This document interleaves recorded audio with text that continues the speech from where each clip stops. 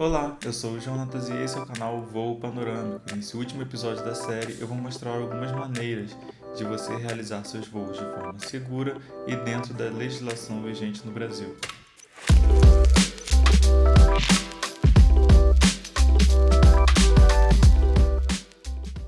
Antes de tudo, é importante lembrar que os drones são veículos. O drone é um nome apenas popular. O nome real do objeto, do veículo, é VANT, veículo aéreo não tripulado.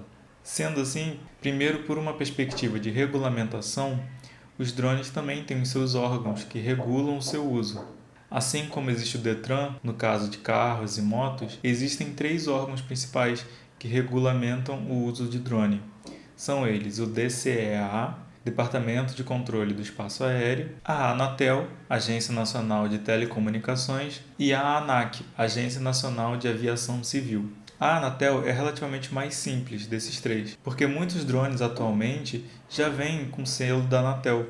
Lá para 2017, 2018, muitos drones ainda vinham para o Brasil sem o selo da Anatel. Assim deveria ser regulamentado após a compra. Atualmente, se você comprou o seu drone já dentro do Brasil, com certeza ele já tem o selo da Anatel, ou seja, não precisa se preocupar com isso. Caso tenha comprado fora do Brasil e importado, aí sim você deve entrar no site da Anatel, eu vou deixar o link aqui na descrição, e fazer o seu cadastro lá. Já a ANAC criou algumas regras para o uso do drone. Todas essas regras, tanto da ANAC quanto da Anatel e DCEA, eu vou deixar aqui na descrição, junto com alguns manuais, algumas instruções que são muito úteis. E também vale ressaltar que existem três classes de drone. Esses drones que a gente usa para produzir imagens, eles são os drones da classe 3, que suportam uma carga de voo, suportam carregar durante o voo até cerca de 25 kg. A ANAC também possui o seu próprio sistema, chamado Sistema de Aeronaves Não Tripuladas. E seja qual for o seu drone, você deve cadastrá-lo nesse site.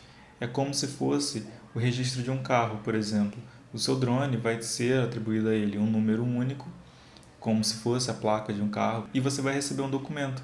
E esse documento deve estar sempre junto a você na hora de fazer os seus voos. Esse documento é semelhante a esse aqui. Esse aqui é o do meu drone. E, como eu disse, você deve estar sempre portando ele ao realizar os seus voos. A ANAC vai separar ainda dois tipos de voo: os voos recreativos e os voos não recreativos. Os voos recreativos é aquele voo que você apenas quer fazer algumas imagens, como se fosse uma forma de um hobby, por exemplo. Já os voos não recreativos são aqueles voos que têm um fim comercial. Ou seja, o voo não recreativo é aquele que vai haver um ganho financeiro, por exemplo. Indo para o Departamento de Controle de Espaço Aéreo, DCA, ele também tem o seu próprio sistema, chamado SAR. E nesse sistema, cada vez que você vai realizar um voo, você deve informá-lo através desse sistema, através desse site. Existem algumas regras específicas para o voo não recreativo e para o voo recreativo. No caso do voo recreativo, você deve apenas informá-lo nesse sistema, colocando vários detalhes, como a altura que você irá utilizar o drone, o raio a partir da área de decolagem.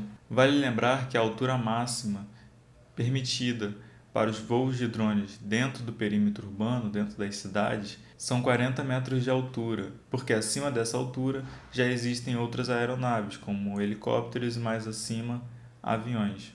Outra informação muito importante é que você deve voar o mais longe possível de aeroportos. Inclusive, o próprio sistema da DJI ele já avisa, bloqueia até o drone se você estiver num raio muito próximo de um aeroporto, mas pela legislação também deve-se ficar atento quanto a isso. Já para os voos não recreativos, existe, além desses mesmos parâmetros que devem ser respondidos para o voo recreativo, também existe um outro documento que deve ser preenchido, que é chamado Avaliação de Risco Operacional. E já no caso do voo não recreativo, você não irá apenas informá-lo, mas você irá solicitar uma permissão. Além disso, caso você use seu drone para voos não recreativos, ele também deve ter um seguro chamado RETA, que é um seguro para terceiros. Caso, por exemplo, em pior dos casos, em pior dos cenários, seu drone caia em algum local, causando algum dano a alguma propriedade, por exemplo. Existem também outros cuidados que você deve ter ao pilotar o drone. Não necessariamente ali em questões de legislação, mas em alguns cuidados como sempre estar fazendo a manutenção do seu drone, sempre mantendo ele limpo. Por exemplo, se você vai decolar em uma praia ou em algum local que tenha muita areia, evite decolar direto na areia. Sempre coloque o drone em cima de alguma mesa, em cima de alguma mochila.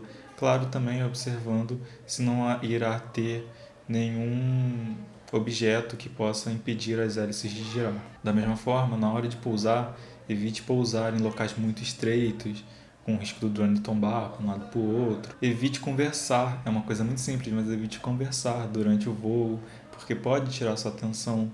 E evite também qualquer outra coisa que possa tirar sua atenção durante o voo. Sempre que estiver pilotando o drone, foque apenas nisso. Antes de voar também, cheque as hélices. Às vezes acontece de uma hélice, por exemplo, rachar, simplesmente por muito uso, ou às vezes pode esbarrar em algum lugar.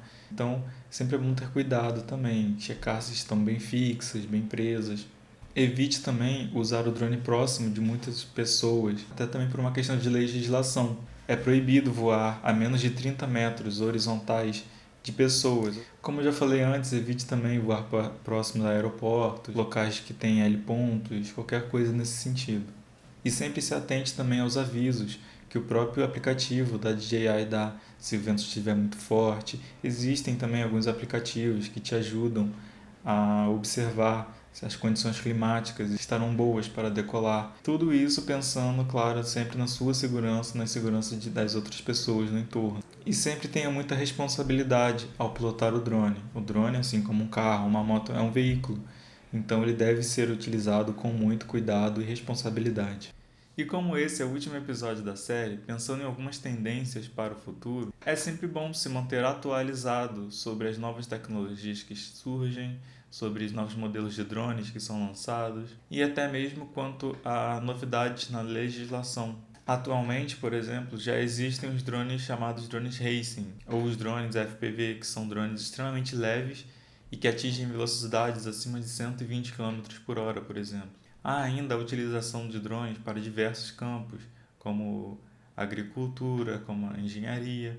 Até mesmo já estão sendo testados realização de entregas de mercadorias com drones. Tudo isso são novas tecnologias que surgem, é uma visão para o futuro.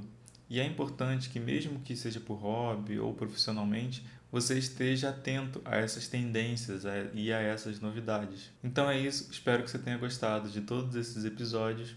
A proposta era realizar um voo panorâmico sobre todas essas questões que envolvem desde pensar a imagem aérea até como produzi-la de fato com o drone. Então é isso, espero que você tenha bons voos, produza belas imagens e até uma próxima vez.